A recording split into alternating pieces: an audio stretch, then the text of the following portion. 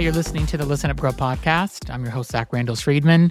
I'm here to bring you LGBTQ plus news 3 times a week and usually 10 minutes or less. Today's Friday, September the 5th. My first story is about the Florida battle over rainbow crosswalks. Last month, the Florida Department of Transportation began removing rainbow crosswalks, Black History murals, and other street art after updating its road guidelines earlier this year. They, of course, erased the crosswalk that is in Orlando that was honoring the 49 victims that were killed from a nightclub shooting at the Pulse nightclub in 2016. We had a lot of protesters that have gone and tried to repaint the crosswalk with chalk, and then it's erased after a rainfall or the city comes with a pressure cleaner and removes it. Despite their persistence, state workers have repainted over it, and the Orlando police now patrol the site 24/7. The conflict has spread across Florida, where it's gone into Delray Beach and other cities in Florida, and city officials are debating whether they're going to comply with Governor DeSantis' order to cover the rainbow crosswalks, and they have to make the decision by the end of this week. Next, we go to Arizona, where Arizona Film Festival has been canceled and New York City steps in. Organizers of the Desperado LGBTQ plus Film Festival in Phoenix announced they canceled the event last month, citing Donald Trump's executive order targeting diversity, equity, and inclusion programs at publicly funded institutions. In response, the annual New York LGBTQ plus Film Festival is stepping up. This October, the festival will give Arizona residents free virtual access to select titles from its lineup of 130 films. The Arizona Queer Film Access Initiative will run concurrently with the New York event from October 9th through the 21st, ensuring that queer cinema reaches audiences in Arizona despite local setbacks. Amazing that NYC stepped up for that. Next story, we have Republicans propose deep cuts to HIV programs. So Republicans in the House of Representatives are pushing to slash $1.7 billion from HIV prevention, treatment, and care programs. Their fiscal year 2026 funding bill would eliminate the CDC's entire $1 billion HIV/AIDS prevention budget, cutting state and local testing initiatives and PrEP access. Activists, including Broadway star Javier Munez, an HIV-positive actor, and drag icon Peppermint, met with lawmakers to warn the cuts would devastate people's life. Munez and stressed that access to treatment is not abstract, but is essential for his survival after living with HIV for 20 years. And that was reported by the Washington Blade and the Advocate.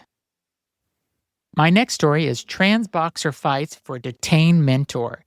In New York, transgender boxer Nolan Hanson is advocating for the release of his mentor, Talap Amarhani, and I'm sorry if I'm mispronouncing that, from ICE detention. A Central Asian Muslim who fled Russia in 2019 to escape persecution had been seeking asylum in the United States. Despite following the routine immigration check-ins, he was detained in March. Hanson, who trains at Gleason's gym, is raising awareness and rallying for support for his freedom, describing him as both a close friend and an inspiring figure in the boxing journey. So let's hope that he is released from an ICE detention center. Next, we go back to Texas, where Texas advances the harshest anti-trans bathroom bill. Texas lawmakers have passed a sweeping bill late Wednesday banning transgender people from using public bathrooms, locker rooms, or prison facilities that align with their gender identity. The measure sets the steepest financial penalties in the nation, $25,000 fines for the first-time violations by schools or agencies, escalating to $125,000 for repeat offenses. With Governor Greg Abbott expected to sign the bill, Texas is poised to join 19 other states restricting trans bathroom access. intensifying a decade-long push to legislate against trans rights. Can you believe this? I am still shocked every time I have a story about how they're trying to stop transgender people from using the bathroom. It just there's just not enough for them to do in their life. So I have a two-part story about Marjorie Taylor Greene, and I will start off with the first one where she equates trans people with Satan. So Representative Marjorie Taylor Greene drew backlash after sharing a social media post equating transgender people with Satan. The original post by a right-wing influencer, Carolyn C. Wilder, accused trans people of rejecting God and practicing self-worship. Greene reposted it with the caption, "This is the truth." Critics noted that while such rhetoric has circulated online before, its amplification by a U.S. Congresswoman poses a dangerous escalation of anti-LGBTQ plus discourse. So she did that, but then yesterday, I guess her other personality came out, and she was standing up for the women that are victims of the Epstein files. So take a listen to what she said in her speech. Why can't they just name the names? What you don't realize is they just told their stories of being raped and being abused, being victimized, being manipulated, being coerced, and basically held in a prison of captivity of sexual abuse while they were young teenagers and extremely young, vulnerable women. And in Jeffrey Epstein's home and the places they went with him, they saw the most powerful people in the world in his pictures, and they saw him with those people. Can you imagine how terrifying it would be to name names like that? These are some of the richest, most powerful people in the world that could sue these women into poverty and homelessness. Yeah, it's a scary thing to name names, but I will tell you, I'm not afraid to name names. And so if they want to give me a list, I will walk in that Capitol on the House floor and I'll say every damn name that abused these women. I can do that for them. So as much as I can't stand Marjorie Taylor Greene for the obvious reasons why most of the LGBTQ plus community can't stand her, I have to give her credit for standing up for these women that were part of the abuse from Epstein. And she is very vocal, actually, against Republicans more than ever. But again, she goes out and she says that trans people self-worship and this is the truth. And, she has to pick a side. But I'll give her credit for this one thing that she did that makes her maybe be a little bit human. Continuing on, my next story, Burkina Faso criminalizes LGBTQ plus identity. Burkina Faso's transitional parliament passed a sweeping law criminalizing LGBTQ plus conduct. The, quote, Persons and Family Code introduces penalties of 2 to 5 years in prison along with fines for those convicted. Justice Minister Idaso Rodrigue Bala said repeat offenders who are non-nationals could face deportation. This legislation makes Burkina Faso the latest African country to adopt harsh anti-LGBTQ plus laws following a regional trend towards intensified criminalization.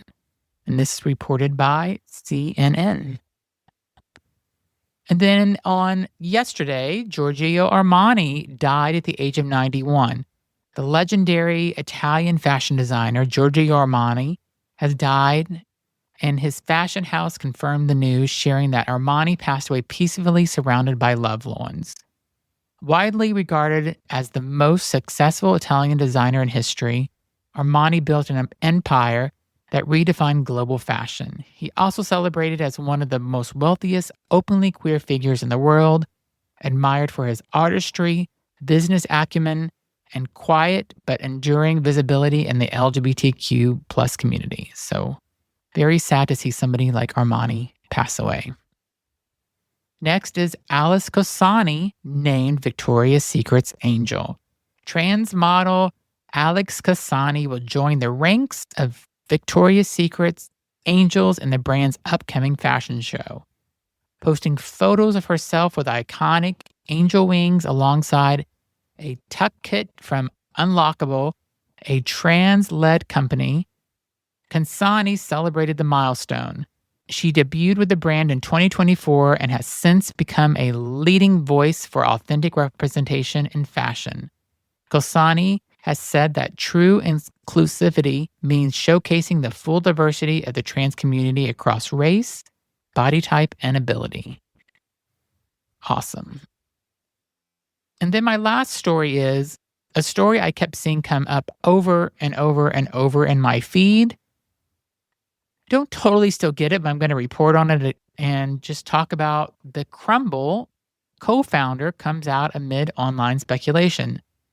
So Sawyer Hemsley, co-founder of Crumbl Cookies, publicly came out as gay in a heartfelt Instagram post. He wrote that it took longer for him to process and accept this part of himself and longer still to say it publicly. His announcement followed a viral speculation on TikTok where influencer Grant Gibbs questioned his sexuality, sparking millions of views and widespread commentary. Hemsley posted reframed the narrative, reclaiming his story and thanking those who supported his journey towards his self-acceptance. So I appreciate him coming out. I appreciate him wanting to tell his own story. I just don't totally understand why this has made so much news.